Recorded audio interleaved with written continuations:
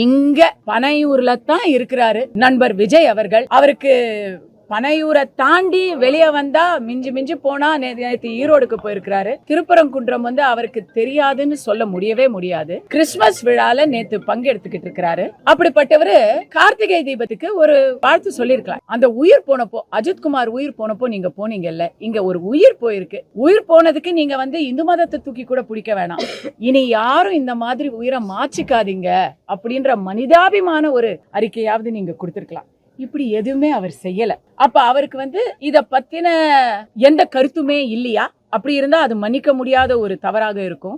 ஏன்னா தமிழகத்துக்கு முதலமைச்சர் ஆகணுங்கிற கனவுல இருக்கிறவரு தமிழகத்துல இன்னைக்கு பத்தி எரிஞ்சுக்கிட்டு இருக்கக்கூடிய திருப்பரங்குன்ற தீப பிரச்சனைய பேசாததுங்கிறது ஒரு மிகப்பெரிய ஒரு தவறாக இருக்கும்.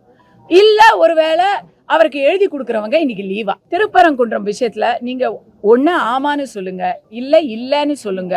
பேசா மடந்தையாக நீங்க இருந்தீங்கன்னா உங்களுக்கு பேச விருப்பம் இல்லைன்னு நினைக்கிறதா இல்ல பேச தெரியலன்னு நினைக்கிறதா?